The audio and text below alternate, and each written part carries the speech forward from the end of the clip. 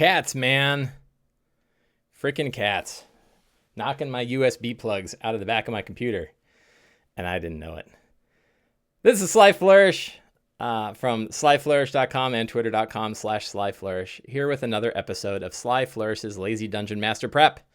This is an hour-long show in which I go through the steps from Return of the Lazy Dungeon Master. It looks like I have the wrong book up.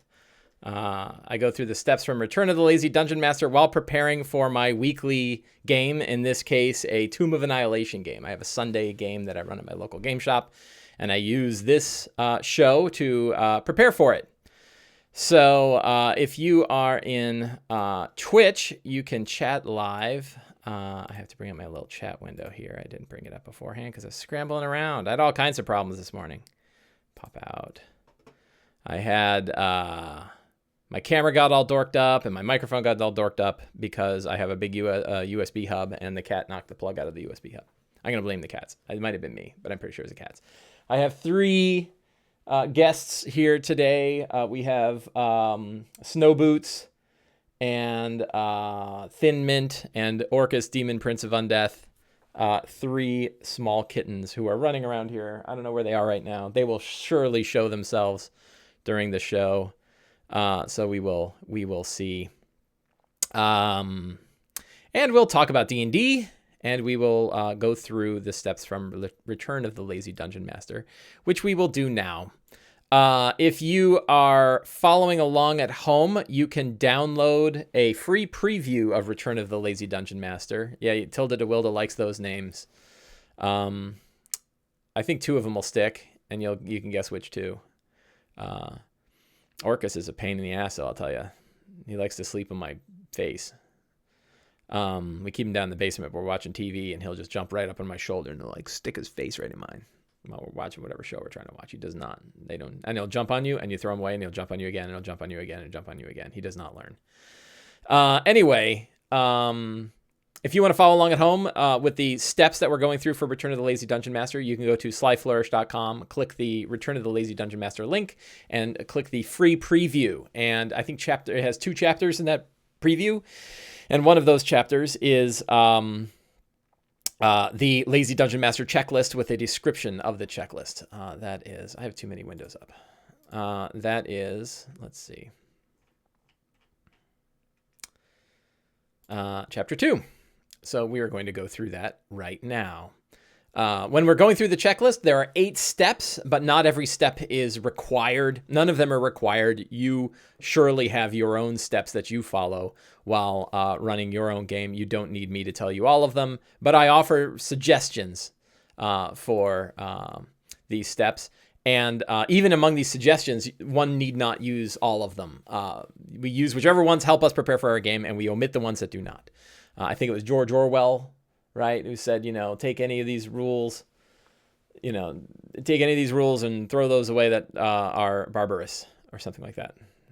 And you should do the same thing. If you're like, I don't know what to do with this, step, it doesn't make sense for me, then it doesn't make sense. If it ain't working for you, it ain't working, right? And if it does work for you, it is working. That's the wonderful thing about these things. It doesn't matter what anybody else is doing. What matters is what works for you. But sometimes we get the things that work for us also often work well for many people. So that's where this book came from, was the idea of what works for lots of people. So the 8 steps include reviewing the characters. Who are the characters in our game? What are their backgrounds? What interesting character hooks do they have going on these days? And what might we tug on when we're running the game? We go through this step so that we put the characters in our head, and that way they are rooted in there when we are running our game. Second step is creating a strong start. Where is the game going to begin? What is going to tell all of our players you are playing D&D? This is an important, probably within the top 3 most important steps in the checklist, because it is the one time when a DM actually has control over the game, and you can throw out a strong start and make the game begin, and then the game goes off in whatever direction it heads, and that's fine. Outline potential scenes is a feel-good step. If you don't really know where your game is going to go and this makes you nervous and you don't feel prepared, you can write out a list of what are the scenes that I think might take place during this session. Often that gets thrown away, and even if you do this step, you likely want to throw them away. But it can kind of help with preparation overall, of having a general idea of like, okay, where is this going to be a linear game? Is this going to be a game that spreads off in could potentially spread off in different directions? What do you want to do with your potential scenes? The next step is another one of the top 3 most important, maybe top 4 most important, which is defining secrets and clues. What are the 10 things that characters can discover in their next game? This can be anything. Here's a cat. There's Thin Mint. Hello, Thin Mint. Come here. Come here, say hello. No, I'm not going to say hello. There's Thin Mint. Thin Mint says hello. Here, why don't you go up in the perch? In the perch you go. So we define secrets and clues can tell us anything. They can tell us about what's going on in the area. It can tell us about a particular villain. It can give us a bit of history. It can give us bits of lore. Lots of different things that secrets and clues can tell us. One key to a secret and clue is we do not define where they find it. We just write down the secret and clue, and then we improvise where they find it during the game.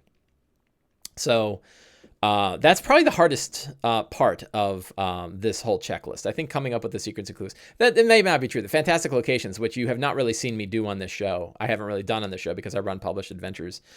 That can be lengthy too. And that is the next step, which is defining your fantastic locations, developing fantastic locations. Fantastic location, you probably need one of these for every 45 minutes of gameplay. Each location has an evocative name like the Sunspire, and then usually 3 traits, 3 aspects, if you want to use the terminology from Fate Core, 3 aspects that define it for you and for your players. So again, the example I use here is the Sunspire, and the aspects are a blazing beam of light shining to the heavens, moat of molten rock, and huge elven glyphs carved into ancient stone. You can kind of imagine that, and you're just like, well, what am I going to do about that molten rock, or what's going on with that beam that's going into the heavens? So you usually want about one of these. Think of these as the set piece behind a play. You have scenes that might take place, but what are the locations and interesting things about those locations that will take place there? That's why we develop fantastic locations. When we are running a published adventure, we often don't need to do this step because it's usually done for us. Outline important NPCs. What NPCs are going to come up during the next game? What are their names, and what sort of fictional archetype do you want to use to define them? There's a cat lurking around. Another cat. Sometimes they claw. I'm scratched to hell. I got these big garish scratches from these little tiny needle-like appendages, and they like to climb up my legs, and even in thick pants they still can get their claws through, and I'm all scratched up. So outlining important NPCs. Choosing relevant monsters. If we don't know what monsters we're going to be running, we can flip through our various monster books. Boy, do we have a lot of monster books now. I think of that there are basically 5 monster books I now use relatively regularly. Probably one that I use most, which is the Monster Manual. I like my Monster Manual. Volo's Guide, Mordenkainen's Guide, the Tome of Beasts, and the Creature Codex, both by Kobold Press. Gives us well over 1,000 monsters to use for our D&D games. And the interesting bits are the ecology of those monsters, what makes sense, and reading through them all and reading where these monsters show up and why they exist. It can be more important than what their stats are. In most cases, there's probably a couple cases like the Beholder, where even the Beholder, and I can talk a little bit more about, I think I probably talked about running the Beholder last time, and I ran it for my Wednesday group, and I could talk about how that went. Not so good. Magic items. The last step of the 8 are magic items. Magic items are important to characters, therefore they are important to players, and yet DMs have full control over them. So what magic items are available? What magic items do characters want? And do you use a loose wish list? Like, I know that my fighter really wants heavy armor, so I'm going to try to put some magical heavy armor in here somewhere. Or just rolling randomly, or just using whatever's in the adventure. In Tomb of Annihilation, I have it is loaded with treasure, so I tend not to worry about what treasure everybody has. Everybody is well equipped, and I don't think I have to spend any time on magic items at this point. So that is a loose outline. You don't have to use all these steps, as you will see when we go through my game now. I don't really use all the steps for this game. I really focus on just about 3 or 4. Depending on the type of game, I think you can get away with as little as the strong start and secrets and clues. particularly if you're running like a one-shot game or something like that. You can sort of define your locations in there. If you're running a one-shot, strong start, secrets and clues, and fantastic locations can be really important, maybe with a scattering of monsters and NPCs. So it really depends on the kind of game you're running. One-shot games that are homebrew are one thing. Ongoing campaigns that are homebrew are another. One-shot published adventures and homebrew and long campaign published adventures. I think, and then there's probably other categories that I'm missing. What type of game you're running will depend on which steps are going to be most valuable to you. But a few steps that I think really work for everybody is the strong start and the secrets and clues are almost always in there. So they are good ones to consider. Blue Ankas, Blue Ank, we'll just call you Blue Ank. Howdy, Mike, longtime fan of your work, been following you since the 4E days. Wow, the 4E days. Yeah, so it's interesting. I don't like to talk about how long I've played D&D because I've come to the conclusion, and I think there's there's good evidence of this, including some data that says that how long we've been running D&D is not a big indicator of how good we are as DMs. And an interesting thing for me, that doesn't mean that experience doesn't help, and it doesn't mean that we can't figure it out. But when you hear people who kind of hang on to the fact that they've been running for 30 years, that doesn't mean they're really great now. You can get great, and experience can help you if it's used the right way. It's like that 10,000 hour rule that Malcolm Gladwell kind of talked about. And there's lots of arguments about whether the 10,000 hour rule is really, good scientifically sound or not, because it came from like 12 violin players or something. And it's used for all kinds of things where even the original researchers who kind of researched it just kind of said, like, that doesn't really fit. Like soccer moms are using it, and it's about violin players. But, experience matters. But a lot of it says, like, experience matters, but how you use that experience also matters too. And if you get rooted into one thing and you discount new evidence, I have a cat climbing up. Cat's coming up. Where you coming? Where you going? What's your plan? Hello down there. It's Thin Mint again. All of them are here. They're all hanging out. Boots and Orcus are eating.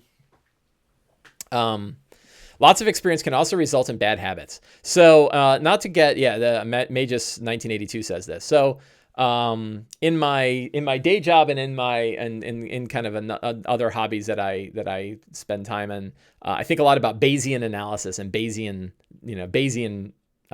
decision making and things like this, Bayesian mathematics. And the way Bayesian mathematics works, if you can look up Bayes and Bayesian on Wikipedia and learn more about it. But essentially, it's you have a base rate of something being true, and then you have new evidence that tells you that either supports that or discounts it, and then you alter your equation based on both the base rate and the new evidence. That's probably an oversimplified way of referring to it. There's actual math behind it, but it's essentially like you have whatever experience you have in the past, and then you learn new things, and you tweak your new view based on both the past experience and the new evidence. You don't run from one to the other. And as human beings, our brains are meant to either we have a big bias called confirmation bias. God knows we're seeing it all over the place these days, where you have a belief, and it doesn't matter what new evidence shows up. You hang on to that belief. In fact, there's another thing called the backfire effect, although I think this has been somewhat discounted. The value of this has been discounted. The backfire effect says not only do you, Bayesian inference, right? Not only do you not only do you discount new evidence based on what you believe already, you will actually strengthen your belief with contrary evidence. We've certainly seen this in politics and everything else these days. But I think scientifically they kind of said, well, the backfire effect is in particular situations, and you can, change people's minds depending on how it's going. But yeah, we do hang on to in some cases we hang on to our past evidence too heavily, and in other cases we hang on too loosely. We ignore our past evidence and say, I'm going to throw everything away and relearn everything again. And, the reality is you kind of want to just take new evidence and apply it to your previous experiences and tweak. And I think in the world of D&D, we can definitely do this. It's like you learn a new trick and you say, let me try that trick. Let me try putting, I used a DM screen for a long time. Then I stopped using a DM screen. And then I got my new fancy, Hydra 76 DM screen. And I said, let me try the DM screen again. Let me just see what that's like. And I've played with it some games and other games I haven't. And, but I'm always kind of trying new things. And not forgetting about the fact that I have experience that might say something to the contrary. So yeah, how the hell did I get on this topic? of essentially picking up and learning new tricks, but not forgetting. I don't remember. There was probably a reason for it. But anyway, we can talk about, somebody in Twitch chat will remind me why the hell I even started talking about this. Oh, 4E. Yeah. So I met David Hartledge, the blog writer who writes DM David, which is there's another kitty. Is this, which one are you? I can't tell. Are you Orcus? That's Boots. I think that's Orcus. Hello, Orcus. Oh, they're all over me now.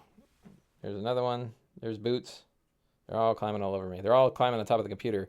Like, hey, how do we knock that USB plug out again so that your microphone will drop off in the middle of the show? Drake Take says, Happy Sunday to you too. So I was talking to DM David, and he brought up the fact, he's like, do you realize how different Sly Flourish is now than back when you wrote in the 4E days? And I was like, I never really thought about it because I've been kind of, letting this style evolve over time. But yeah, it's very different. I spent so much time on mechanics, and I was so worried about the mechanics of 4E.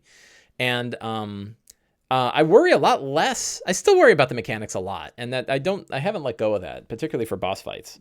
What are you doing? They like to, so I have a big blanket over my lap because when they climb up my legs, they'll hurt less. But now they like to hang out and fight each other on the blanket. So I got 2 cats fighting in my lap right now, and then a third who's trying to knock out the USB plug. Where are you guys going? Get out of there. Go up there. There's one. Where are you going? He's like, I don't want to go. Yeah, so the site has really evolved, and my whole attitude towards D&D has evolved. I was talking with Michelle, my wife, today, and we were talking about monster templates and how I kind of wish that there were more opportunities for monster templates in 5e design. I would love to see monsters where you could kind of drop a template on them and make like a fire ogre, and there really isn't a system for that. And she was saying, yeah, and it'd also be nice to have the, or what about adding the roles back, brute and skirmisher and artillery. And I kind of said, I think that like not having that is a design, because it really sort of mechanized 4E. Like you knew that, okay, a battle, I should have a mix of brutes and soldiers and artillery and controllers in order to make sure that my battles in 4E run right.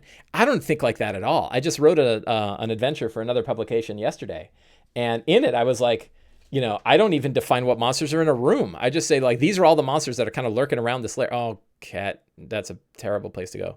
Hey, come here. Get out of there. Going right for the USB plug. Come here. You're going to knock my USB plug out. And then people will be upset. Go do something else. Literally went over and started knocking at the power cable on the USB plug.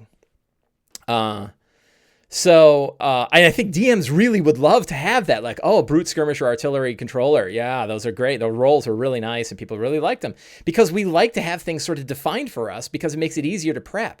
But the reality is, like, I think the game's better without that stuff. In fact, I was kind of thinking about that. I was like, the fact that challenge ratings are so goofy might be a feature more than a bug. That the whole challenge rating thing is like, my final conclusion after spending a ton of time and energy and effort on encounter balance, pondering encounter balance was, where are you guys going? Was that the system is really complicated and doesn't work well anyway, right? That like the system that's in the Dungeon Master's Guide is slow and cumbersome and difficult, and also doesn't really give you the conclusion you want. I gotta keep checking my microphone plug to make sure it's going. And I wonder if that's not a feature. Like, it's not a feature because you should have a system that's like a loose grip, and that says like, don't try too hard to quote unquote balance encounters. Here's Orcus. Hello, Orcus. Clawing at my shirt. He likes the turtles on my shirt and he's going after him. Ow, stop it. No, ow.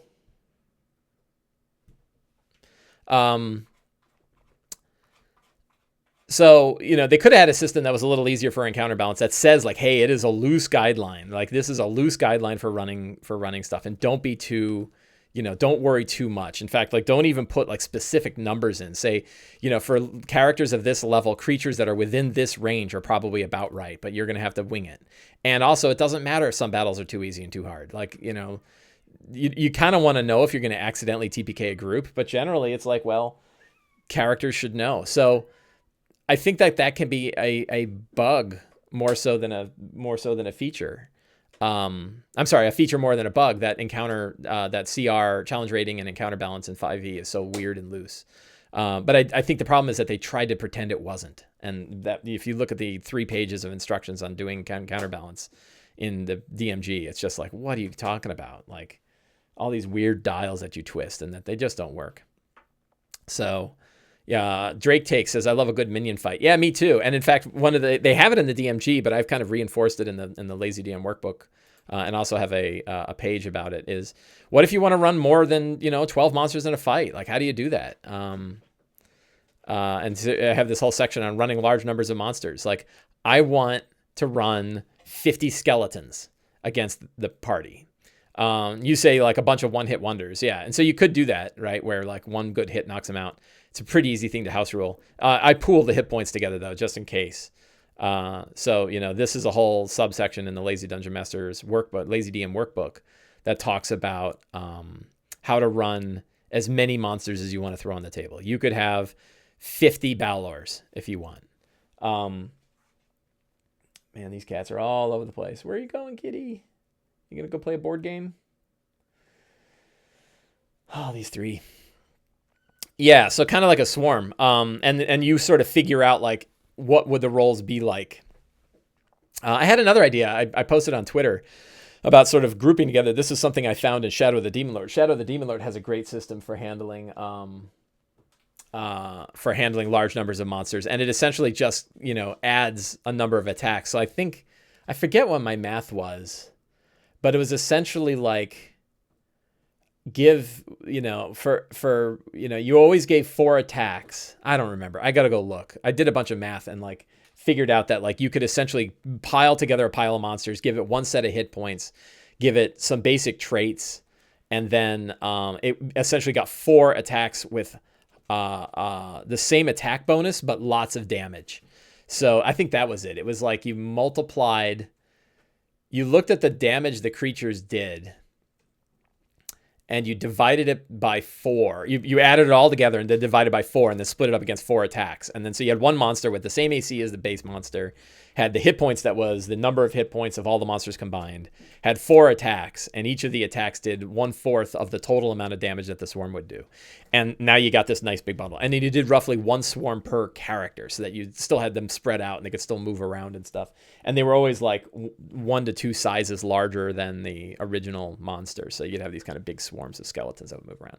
That was a pretty good trick too. I might write something up. I think I started writing an article about how to do that. And that's an alternative to using this one. But the DMG does have a system. This is basically the system that's in the DMG, slightly tweaked so that you can do it for saving throws and with stuff like hit point modifiers. But we want to have a system so that you can run as many monsters as you can think of. And this has that. So Mage says, I gave up on CR as well. I try to balance encounter. Sometimes I tweak monsters a bit to fight. Yeah. I think like a DM who has experience, I think actually the whole CR encounter building thing is least useful for new DMs, especially at level 1 when people can get killed so frequently. So I think it really does not serve new dungeon masters who are running low-level games. When you're a more experienced dungeon master running high-level games, there's a lot more flexibility in your challenge rating stuff. And then at some point, we just throw it out the window and then go with whatever we got. Hello, Orcus. The other 2. Boots is way up high. What'd you do? How'd you get so far up? What are you going to do now? We had one who climbed up our drapes and got all the way to the top and got to the ceiling. And then it was like there, like, yeah. And then turned around and was like, oh, what do I do now? So let's talk about my game.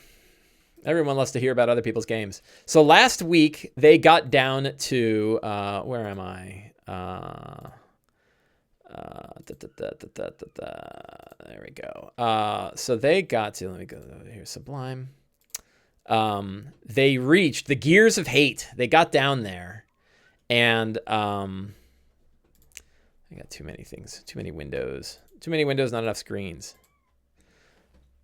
What's the matter? What's the matter, Boots? You can get down. Don't be such a wimp. You got up there. You can get down. You're not stuck.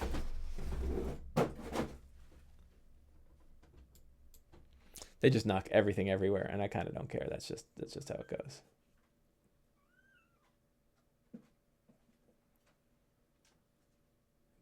one cat climbed really far up.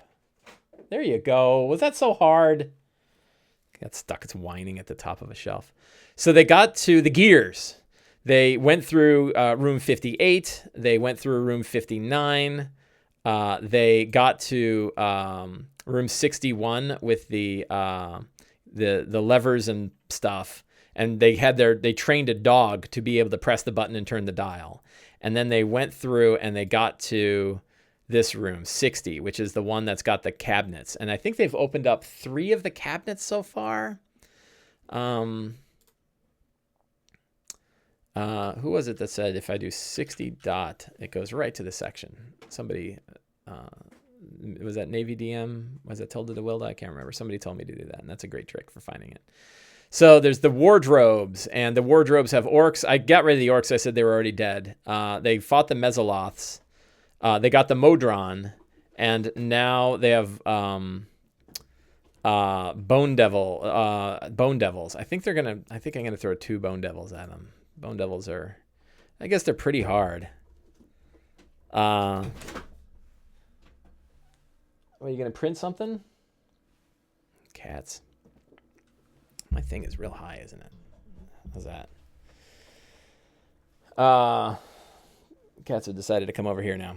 So Bone Devils are pretty hard. But I think 1 is too easy. So I think we might do 2. And maybe one of these guys has the 5th skull head. Oh, you guys. Come here. Come here, you. Yoink. Yoink. Cats. So many cats. Bing. Bing. Get in there. Bing. Bing. There.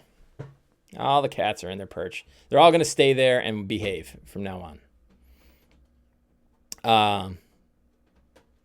Oh, you can watch Fight Club back there. Maybe.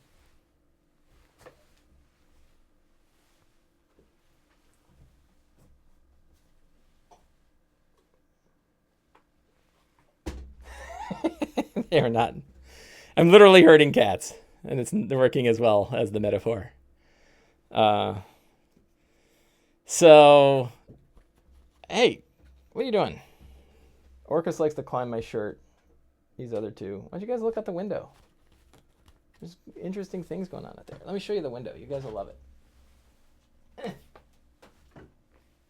have to literally throw a cat up there. Look outside that window. Isn't it great? The whole day's going on out there. Bag of cats.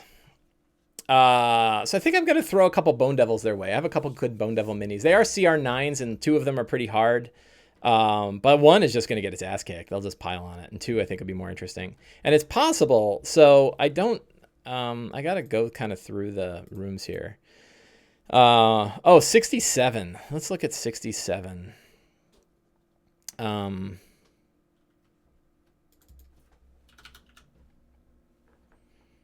They are level 9. Drake Take says, what level are they now? They are level 9. The Call of Golden Mastodon. Apparently this is a fun one. Here you go. They're starting to look out the window. Yay! Character research. Life-size Golden Mastodon. Just giving this a skim.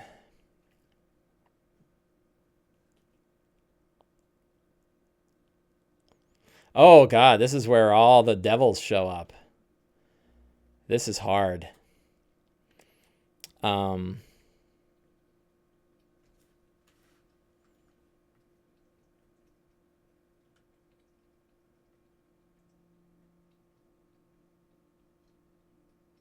Wow.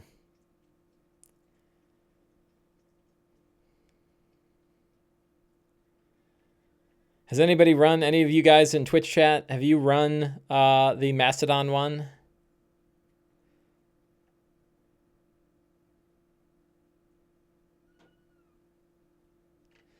So I might, how high level is the Horn Devil? Is 11. I might make the Bone Devil. I might replace the Bone Devil and the Horn Devil. So that way, in this Mastodon room, they will fight a Bone Devil, and the Bone Devil is the one that's got the last key. Its head is forged into the last key.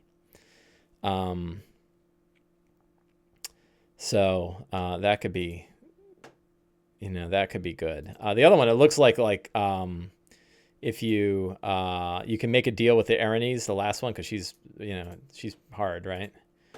Erinys are 12s. Erinys are hard. Hello, where are you going?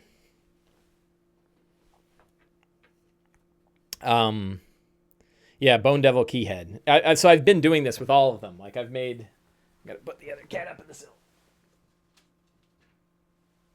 They can all sit up in the windowsill and enjoy the day. Enjoy the sunlight, which they are doing. Yeah, every one of the keys I've made not just a skeleton walking around, but like a skeletal figure. So the idea that a Bone Devil is the last one that has one, I think would be kind of cool. So the Bone Devil will be the second to last devil that pops out of this thing. But I don't know how they're going to deal with these other devils. That's going to be a really hard fight. Banishment can work. So that's 67. I need to review a lot of these rooms. It's been so long. I haven't read these recently, and I read them. It's probably been, God, I don't know, almost a year since I read them originally. So it's probably worth my time to read them again.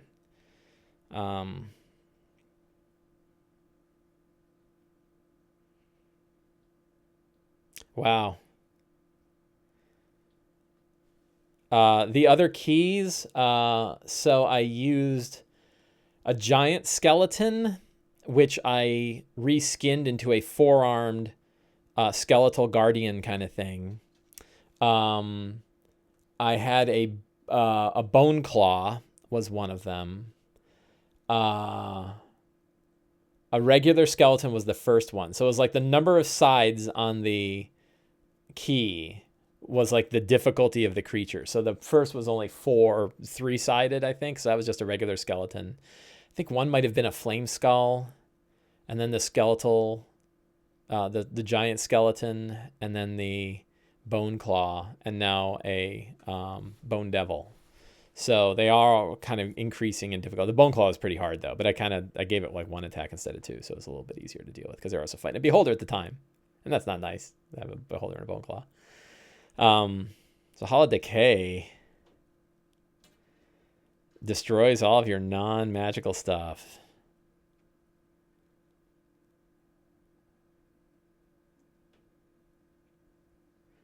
They might have to just strip and put it all into a bag of holding.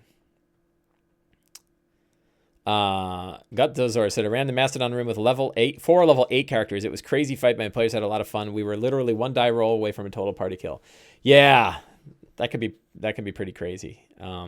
One is like, here's a like, if you don't want to worry about monster tactics, just throw more monsters in, right? Like, it's real easy to sort of have the monsters just attacking randomly and running around and not really protecting themselves and not fighting optimally when there's lots of them. And that gives players a chance to really enjoy screwing with them and blocking them. And then you don't care as much, right? You don't care that they're getting sort of, hit with a, whatever it is, the hypnotic pattern and then completely debilitated, So, and the Mechanist chain is in this level. I love the Mechanist chain. That's 69. Yeah. So here they'll see the giant chain that's powering this whole thing. That is awesome. And then they go down. What's 70? Amylary sphere. Oh, is this the sphere that can take people to other worlds? So that's pretty cool. I remember hearing about that in Acquisitions Incorporated. So there's some fun stuff, This and it's probably worth, when I'm done with the show, it's probably worth a little bit of time to read over this stuff a little bit more thoroughly. So let us, what we're gonna do this time. So a strong start. I think we're just gonna go straight with the.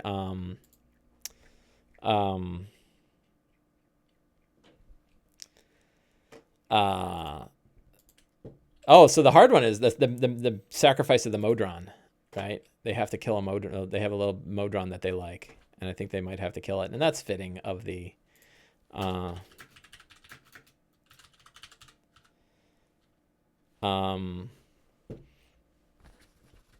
What's up? What are you doing? What you doing? So let's go through our steps. So who are the characters? We have Smoke. One of these guys is out. I can't remember which one. Oh, Punchy is out. That's bad because they're losing their primary tank. Alistair is there. Arjan is there. Smoke is there. Gabriel is there. Ogechi is there. So I think everyone else is there except for Punchy. But Punchy is a fighter who does a lot of damage. So that they're going to lose some combat value there. Smoke is our Tabaxi Ranger. I wrote down who he's possessed by and I always forget. In fact, they're starting to switch out who they're possessed by. Tharmond is the Celestial Warlock. Ogechi is our Warlock Sorcerer who's tied to the Ashodo and also is the key to open the Night Serpent and is now known as Ogechirak. Ow. Ow. I made a mistake of putting my hand down where the cats are, and they all just started clawing into it. Come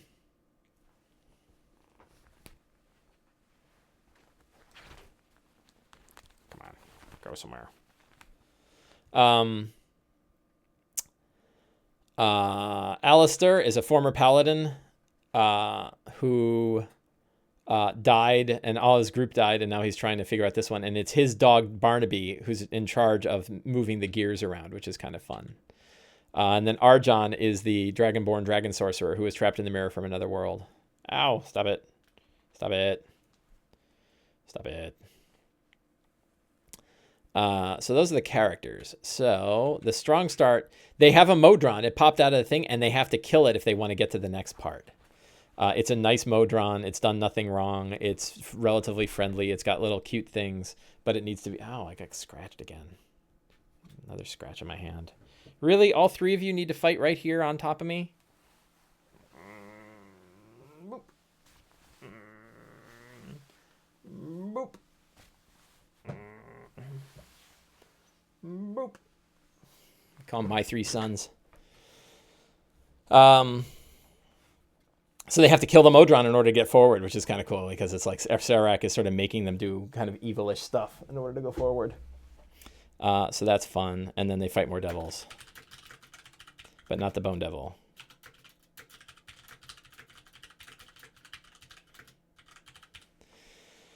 Scenes that take place is that whole series, 60 through whatever. 60 plus. We're not going to worry about those right now. Secrets, what secrets and clues will they discover?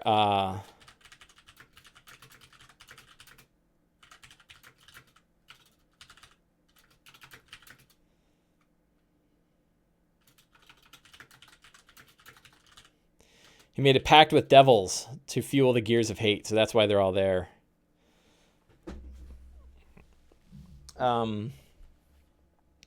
What else? Does the Aranese have a name?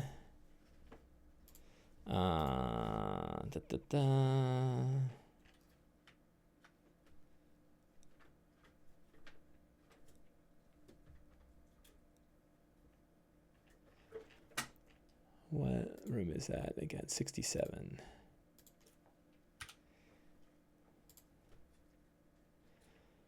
So the Aranese...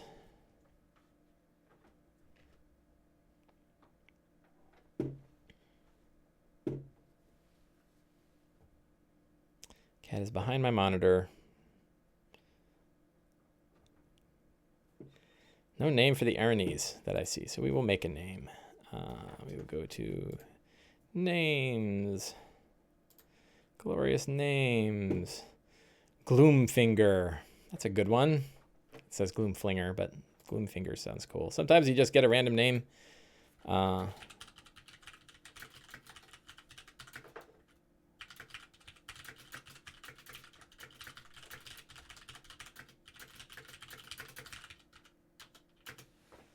And the soul that they give up means that the creature, the person that they get it from, will not die, but their soul is now trapped. So that could be a fun one. They could lose their soul but still fight on, sort of like a soulless entity. What other secrets do we have? We have the old.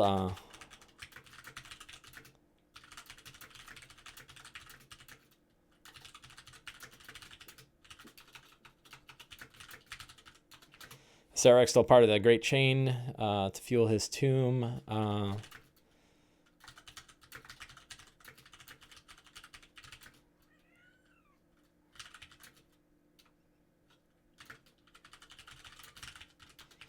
Sun sisters are torturing a soul.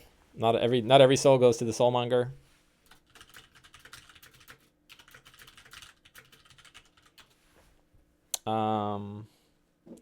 Five keys.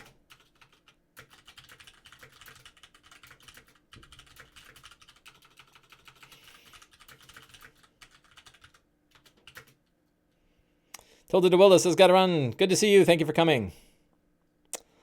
What other secrets do we have? We're running low on secrets because they're getting closer, right? The closer you get to the end of the game, the less secrets get figured out.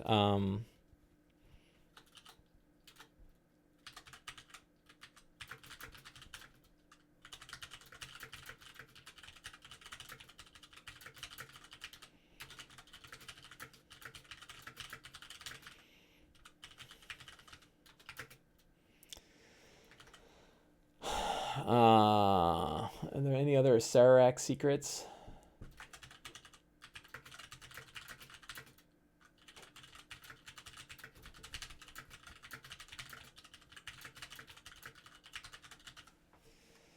I always like this one.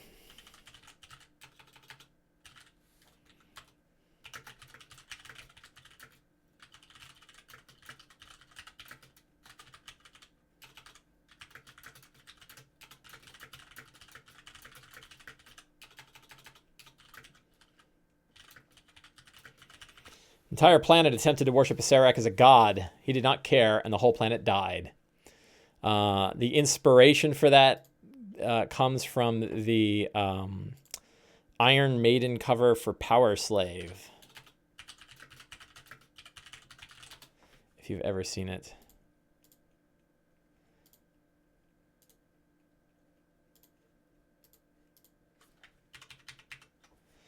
That is the cover. And I love the idea that, like, they built temples to a Sarac and worshipped him as a god, and he doesn't care. He's not a god, and he will still just suck all of the life out of an entire planet, and did so, regardless of the fact that they tried to treat him as a god. And it is a case far worse than what happened to Nomu.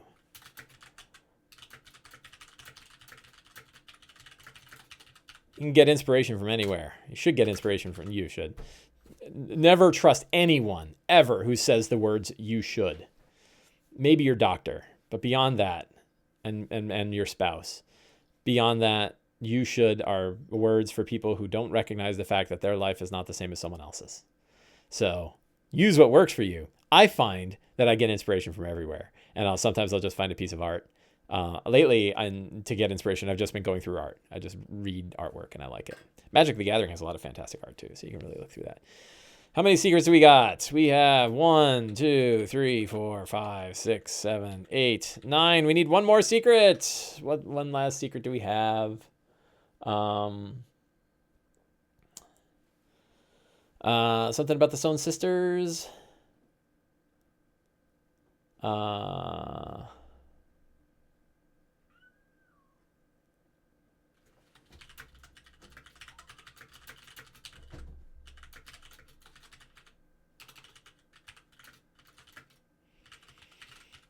The nurses for the Godling.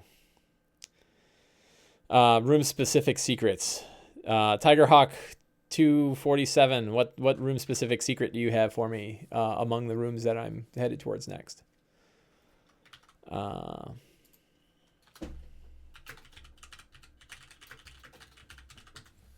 not spelling Aranese right. I got one cat sleeping in my lap.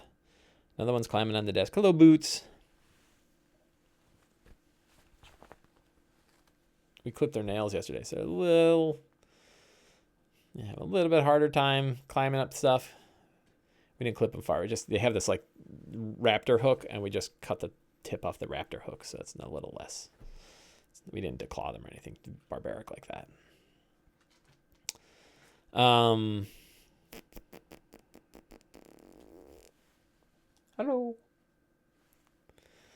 I don't think we have any other NPCs that really matter. Oh, I pulled the skull off of here. That was on the previous one, but I don't think they're going back there. So I kind of took that one out.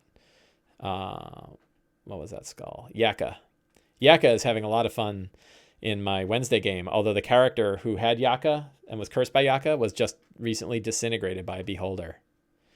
The player also had her other character disintegrated by the Onyx box. So she's had two of her characters that were both long-term characters, not like quick characters built just for this, but long-term characters were both disintegrated. And I felt terrible, but it was random luck. Like, the ray hits a random target. She rolled a saving throw and failed, and her hit points were too low, and it happened to be the disintegrate ray. It was really terrible. I felt really bad. But I didn't pull the punch in the disintegrate, even though I really wanted to. My wife's character also almost got disintegrated, and I would have cried because I love her character. Monsters they face, devils! I'm probably going to grab a handful of devil minis. I think it'd be worth having my devil minis here. So when I'm prepping for the game, I'll do that. So you just saw me like rip through the steps, and I skipped a bunch. Like, I'm skipping fantastic locations because they're in the book. I'm skipping magic items because they're in the book. I'm skipping the scenes because I'm just going to go read what's over in the book. But I do have a strong start. I do have a bunch of secrets and clues they can figure out. There's history on the murals. Yeah, so I should read about that. Tigerhawk says the Mastodon room has some history on the murals.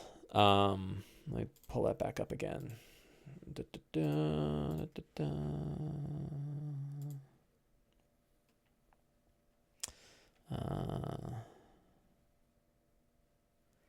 Oh yeah, the whole story of Chugakari.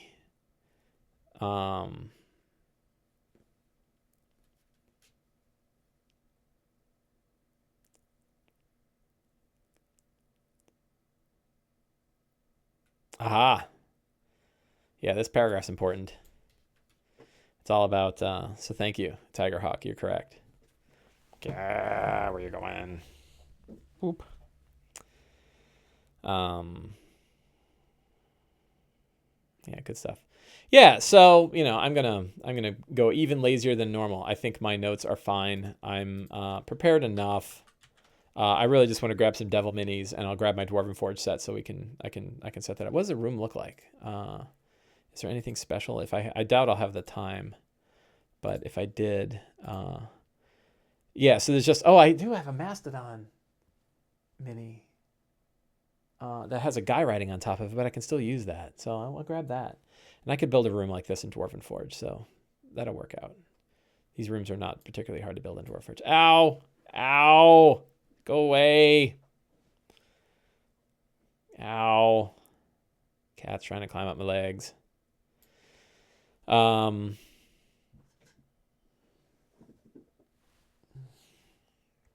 What else?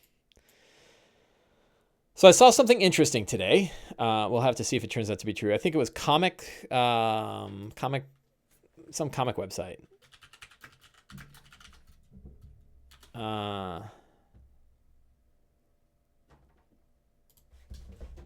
Was it comicbook.com? That had an article about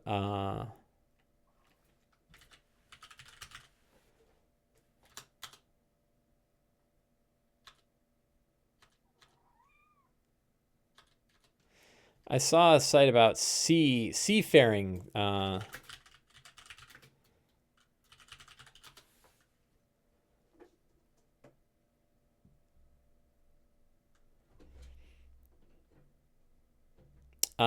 Apparently, I saw news somewhere that there was that Kate Welch and what's his name, Stewart,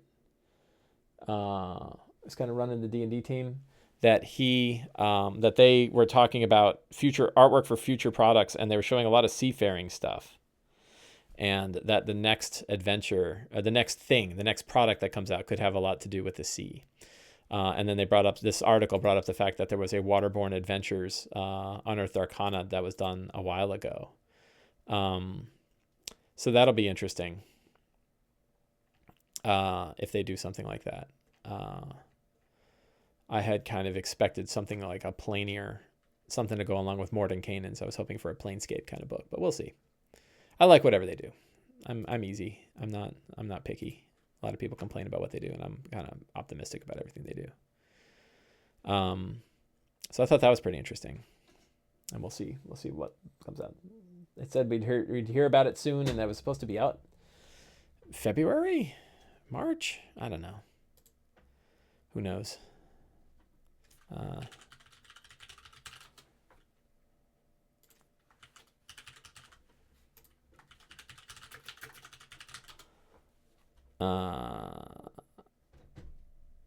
Yeah, here we go. No.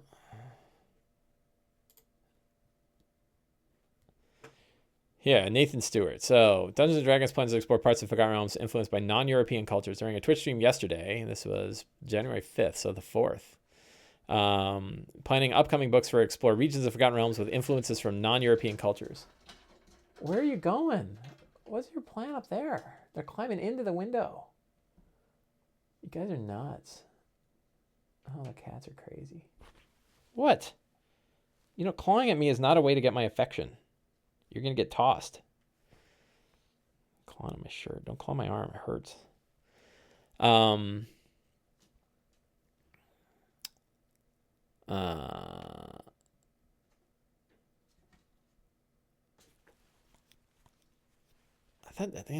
think they're so. An interesting thing is that, like, a lot of times if you're speculating, one way to speculate is throw out a whole bunch of different speculations, and then one of them is sure to come true. And cats are dumb. And then in this case, like, I think this is the same site that also published that they're doing seafaring stuff. So it's like, well, they're either doing seafaring stuff or they're doing like non-European traditional fantasy areas.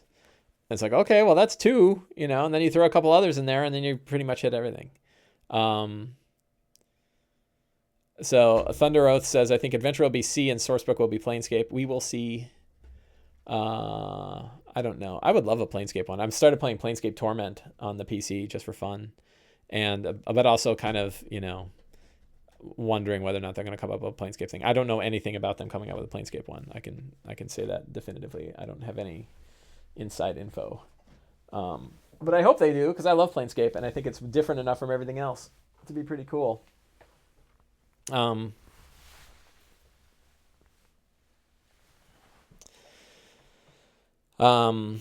we'll have to see. It's been quiet. It's been the season has been quiet. One way that I keep track of like what's going on in the world of D&D is I have 4 million D&D tweets that I've been harvesting over the years, and over the last 4 years or so. And there was a definite downtick in conversations, but it went back up in December. So that was interesting. But I think, you know, I wonder if sort of the conversations about D&D are getting more quiet, because there's not a lot. Like, now that the last big products have come out, Mad Mage, Ravnica, and Dragon Heist have all come out, and they've been out now for more than a month, I think, and no new products have been announced. So, you know, everyone's kind of just talking about stuff. So, Dragonlance or nothing. Sure. You know, the interesting thing with all of this is, like, we don't need new stuff is great, and I buy everything, so I can't wait. But if you want Dragonlance, it's out there. Go, you know, DM's Guild is packed with Dragonlance stuff. I'm not yelling at you. I sound like I'm yelling at you. I'm talking to, that's Toferati. Hi, Toferati. Is that right? Toferado. Is that Topher Cohen? I don't know. It is not hard. It is not. I wouldn't mind a Dragonlance. Hi, Topher. I'm not yelling at you.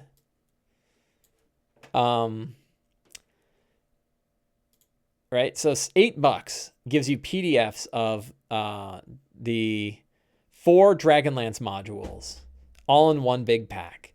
it is not hard to convert this stuff to 5. Like going from 1st to 2nd to 5th is not hard. I think that you could run this with very little extra work. And the same is true with Planescape. I just said I wanted more Planescape stuff, and but here's the 2nd edition Planescape campaign setting. That's all I need. Like, it's great, and they're certainly better at writing than they were back then, I think. Like, not to bash people who wrote back then, but it's a lot more usable in sort of the newer formats, and this isn't bad though. This is definitely a readable thing. And the art is cool. Like, I love this art style for this one. So, we shouldn't feel, we shouldn't feel bound. If we want to run a campaign, we shouldn't feel like, well, I got to wait till Wizards comes out with a 5th edition version of something. It's so easy to convert this stuff, I think. It's so easy to reskin monsters. We have 1,000 different monsters to reskin. 5e is not so mechanical. So Thunder Oath, I think the real reason we want more content though with Plenty is because we don't want to write it ourselves or go through all the work of conversion. I don't think it actually requires a lot of conversion. And I think the amount of research we would have to do is equivalent to having to read a new product. So I think if we wanted to, we could just grab the Planescape campaign setting of 2nd edition and run it. I don't think we actually need much new stuff. The only thing we might need, and we would have to do a little research, are what new character options do we need to put in place? Like, are there new, but we have now like Githyanki, Githzeri character races. I think there's a fair bit of options for being able to go through. I mean, that said, like, again, I'll buy, if they came up with a Planescape book, I would buy it in a second and I'd use it and I'd love it. But if I really felt strongly like I want to run Planescape and damn them for not coming up with a Planescape thing, I would just use this. Like, here it is. It would be nice if they made a print-on-demand version of it, but I guess this one's a little different because it's like 4 different PDFs. What Dark Sun stuff do they have? So they have the original 2nd edition Dark Sun one. I think they even have the 4th edition Dark Sun stuff is here too. Yeah, so they got the 4th edition Dark Sun stuff. So, there's a lot of Dark Sun in here. We got a lot of Dark Sun. It's easy to sort of I really think that it doesn't take any work. I think you could reskin it. I don't think you'd have to rebuild anything. I don't think you would have to spend any conversion time. I think you could, if you're a relatively experienced DM, I think you could reskin all this stuff on the fly and just take what's in here. You could take an adventure right out of here and run it and just reskin. And it'd be pretty easy. Native DM says, you're totally correct in that I'm converting Rod of 7 parts and the conversions have been minimal. Yeah, I think we're overdoing it when we say like we need to do a lot of conversions. I don't think we need to spend that much time on it. I mean, we're already tweaking stuff so much anyway. Like, I'm constantly reshifting things around in my 5th edition games. I don't think it's any harder to do it for older stuff. Now, okay, it's easy for me to say that, but what about doing it? Well, I did do it for what did I do it? I took the Big Island Adventure. It was a 1st edition Island Adventure. I stuck it in Eberron and I ran that, and Isle of Dread. So funny. I ran Isle of Dread and now we're running Tomb of Annihilation, but that was a long time ago. And I think we did it with the D&D playtest rules, and it was no work at all. Like I kind of played around with it and tweaked it and used monsters and everything like that. But Isle of Dread ran pretty straight right out of the adventure. And same with these old 1st edition adventures. Like, lots of people are able to take 1st edition adventures and run them. So I really don't think it's hard to reskin. So that, I think that sometimes we feel like we need Wizards' permission for things, and we don't. We don't need them to make these books. We can do it. Particularly like when you look at people that are building entire campaign worlds on their own with nobody's help. The idea of taking something like Dark Sun or Planescape, or Dragonlance, where we already have so much stuff, I think it makes it way easier. I don't think there is as much work having done it, but I think that daunting perception is there for those that joined at 5e and hear, oh, this edition is so easy compared to older ones, and such comments. So it may be some artificial difficulty. Yeah, but I don't think like brand new people that are coming in have the same nostalgia for running Planescape that we do. I think the people that want to run Planescape or Dragonlance are these like 30-year vets who are like, I remember Dragonlance. I remember reading it when I was 14 and I want to run it now. I don't think you get a lot of new people who are like, you know what I really want to run is Dragonlance. I think they're more than happy to run Ravnica or whatever. I'm probably stereotyping. So I don't know. But I think we make it hard. I think we're adding complexity that we don't need to add. We think like, I got to make all new monsters for every one of these guys. You don't. Man, reskinning, I think I wrote it in the book. Reskinning is like the most powerful and useful tool imaginable. And the idea of like, oh, I got to make, Mull, right? I've got to make a bunch of Mull thugs. No, you don't. Just use thugs. You know, they're just call them Mulls, right? Or take an ogre and call it a Mull, right? You can restat this stuff so easily in your head. You know, Thri-kreen. Oh, I got to have a whole bunch of different kinds of Thri-kreens. No, you don't. Just grab normal monsters and give them an extra attack and make them spit things. You know, it's not, you know, I don't think it's that hard to reskin a lot of this stuff in our heads, much less actually sitting down and spending time. So, anyway, it is 11:07. I got to go read a little bit and get prepped for my game. So I want to thank everybody for coming to the Twitch chat. Don't feel like I was yelling at you. I hope none of you guys feel like I was yelling at you when it came to this, like, go use old stuff. Yeah, it's just me getting passionate. But everybody, I agree. Like, I would buy, again, they came out with the Dragonlance book, I'd buy it. If they came out with the Greyhawk book, I'd buy it. If they came out with a Planescape book, I'd buy it. You know, I'd buy all this stuff. So, you know, I'm good either way. But I don't feel like I need Wizards' permission if I wanted to run campaigns in this, because I feel like all of that stuff exists. So thank you all very much. I'll be here again next week, and we will see how things go in the Gears of Hate. So have a great week, and I hope you guys get to play some D&D. Take care.